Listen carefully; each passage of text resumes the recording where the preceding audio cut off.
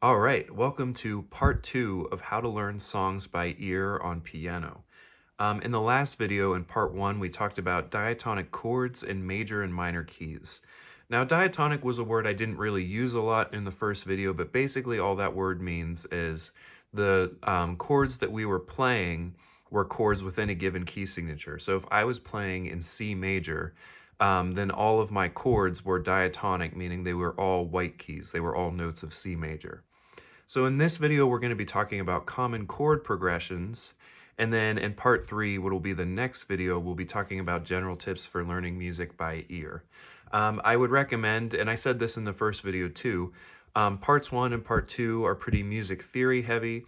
So if music theory is something that's new to you, I would definitely recommend you watch parts 1 and part 2 before checking out part 3. If you already have something equivalent to like a college music theory background, you could probably just skip to part 3. But with that, let's go ahead and get started with part 2.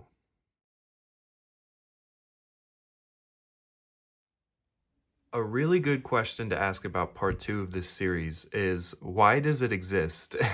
Why does it matter? Why should we learn common chord progressions to be better at learning songs by ear? And the thing is, whenever you learn these common chord progressions, you're training your ear to recognize patterns. I like to call it your musical vocabulary.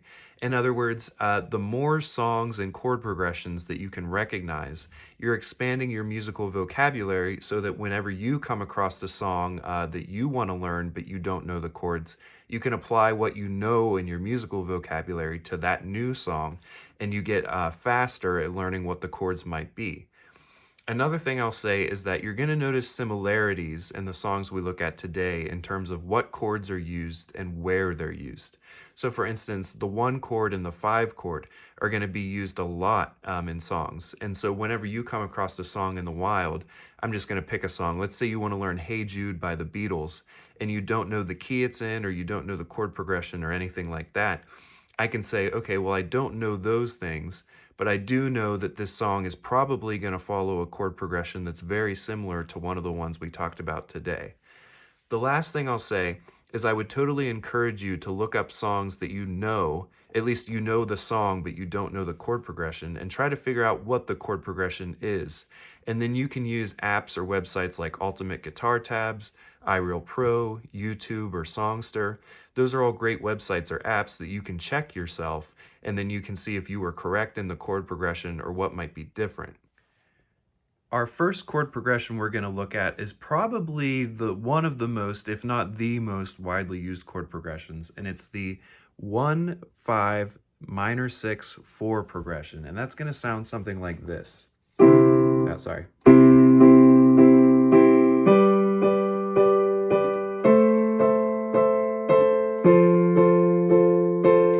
Now, I played that all in root position triads. More realistically, if you were like a pianist in a pop group, you would probably invert some of those chords. So for instance, when I go from C to G, that's kind of a large jump. So I would probably take G, and I would move my note D down here and B down here. So now from C to G is just, I'm just moving these two fingers. Here's C, here's G, then A minor, and then F. And the group Axis of Awesome on YouTube, they actually have a kind of a medley of like 100 different songs, and it kind of makes fun of how widely used this chord progression is. So just to give you an example, I'll play a couple songs, and it's in this video you'll realize that I'm a keyboard player and not a vocalist, but I'll try to sing a little bit of them. So for instance, Country Roads, take me home to the place I belong. Right, that would be an example. Let's try in another key. So in E, right, so now our 1 chord is E. I'll probably play it down here with B on the bottom. Our 5 chord's going to be B major. Then we have our minor 6 chord, that's C sharp minor. And then our major 4 chord is going to be A. And if you don't understand what these symbols mean or the Roman numerals, definitely go back to part 1 and check that out. You definitely want to be comfortable with that before moving on to this part of the video. So I'll try to sing this. Don't stop believing.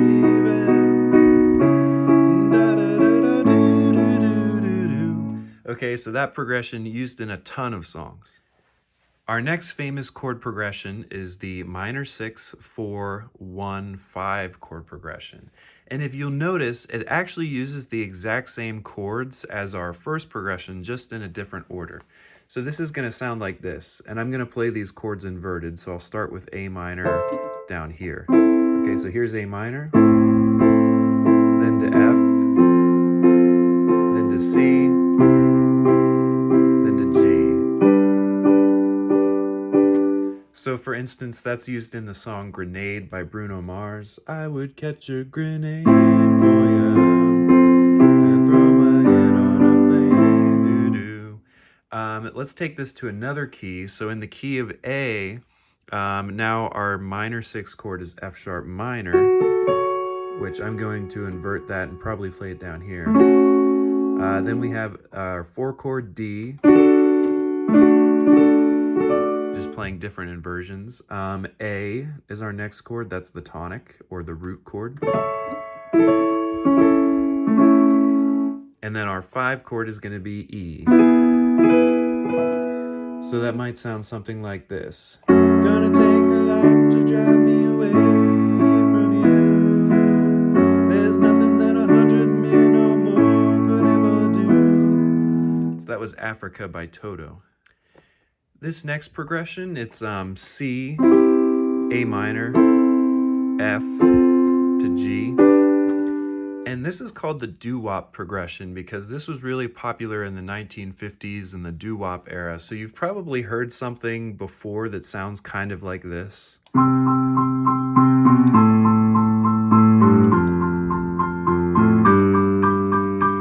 Right, that might be a familiar sound. A lot of 50s songs kind of use that. You sometimes, Earth Angel is a song that is kind of famous for using that progression, but it's not necessarily specific to the 1950s. It gets used plenty today. So for instance, in the Elton John song Crocodile Rock, that definitely uses the doo-wop progression in the key of G. So we have G to E minor, then C, and then D.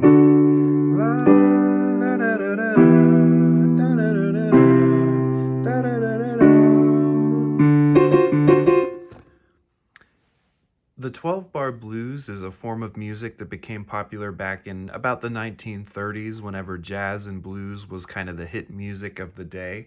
And then that form carried over to early rock and roll in the early 50s and has been used ever since. So when you're looking at this kind of diagram here, you don't need to know exactly what all of the symbols mean, but I'll try to carry you through it just generally. So in between these lines, each one of those is representing 4 beats. So 1, 2, 3, 4, and then you move 1, 2, 3, 4 to here, 1, and so on.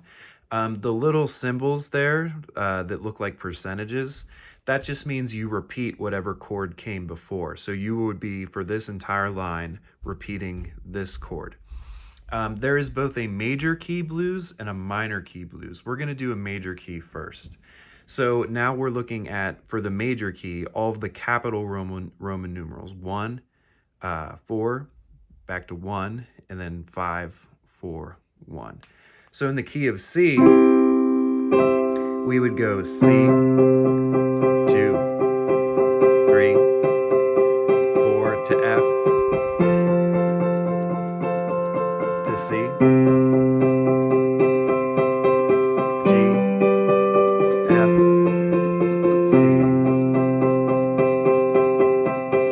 And that would be the whole form, and you would repeat that a bunch of times. So let's do a minor key now. By the way, I should say that there are a lot of variations of this 12-bar blues. They all kind of have a similar idea to them, but there might be minor changes in the chords and like little passing chords and things like that. This is the essential version that most of them share, though. So Let's take a look at our basic minor key blues. So we'll do the key of C minor. And now we're looking at our lowercase Roman numerals. So the minor 1 to the minor 4 to minor 1, then minor 5, minor 4, minor 1. So that might sound like this. 2.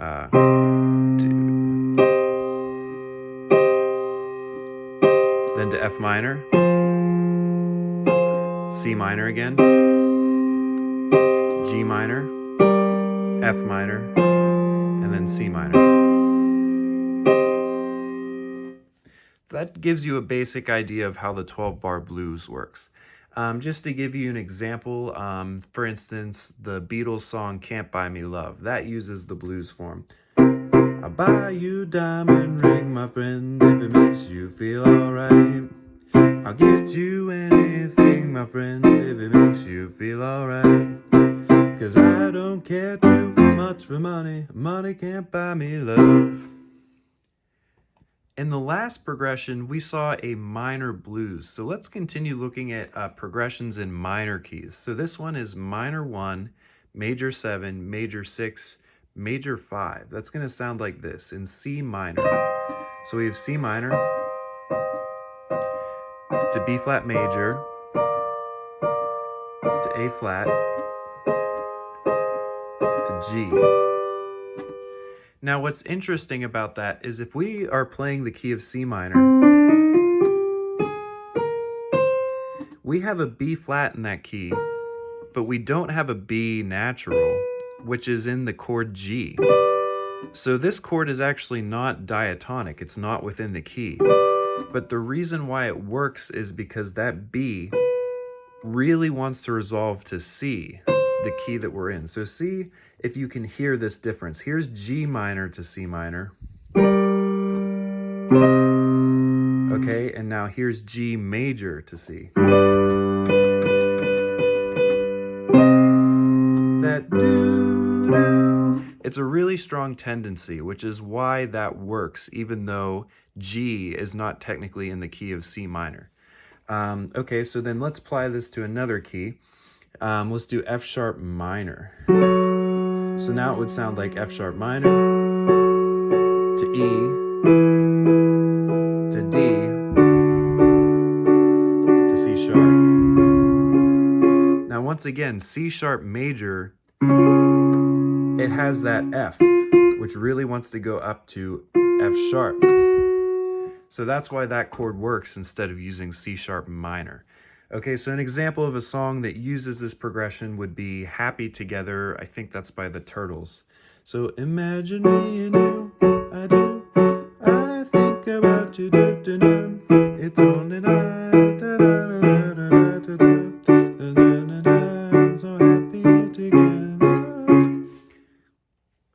Here's our last chord progression for this video. We're gonna have C to F, to F minor, back to C. And what's interesting about this chord progression is we have C and F, and those make perfect sense in the key of C. But then we have this F minor chord. And F minor, as you probably know, has an A flat in it. A flat is not in the key of C. The key of C is only white keys. So then why does this chord work? Well, it's not uncommon in pop music when you're in a major key like C to actually take chords from C minor. So F minor it's not part of the key of C, but it is part of the key of C minor. Okay, and so listen to that resolution that happens when you go from an A flat and your F minor chord to a G in your C major chord. All right, so here's F minor to G in our C chord. So it actually does work kind of well. Let's put this in another key. Let's go to A to D to D minor to A.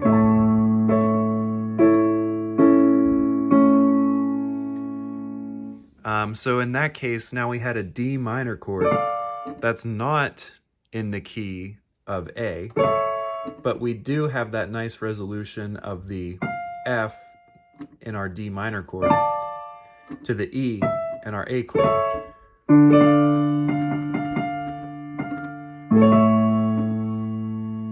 Okay, so an example of a song that would use this progression would be In My Life by the Beatles. In my life, though some have changed. So that's pretty much the end of part 2. Hopefully through looking at these chord progressions, you notice that there were some patterns. So for instance, usually a lot of times you had a 1 chord somewhere at the beginning, you'd have a 5 chord somewhere at the end, and then something like your minor 6 chord or maybe your major 4 chord would fall somewhere in between. And then usually there's a lot of times a resolution from 5 or 4 to 1. These are all kinds of different patterns that happen in pop songs. And hopefully by learning some of these progressions, it'll make it that much easier for you to learn songs by ear. I hope to see you in part 3.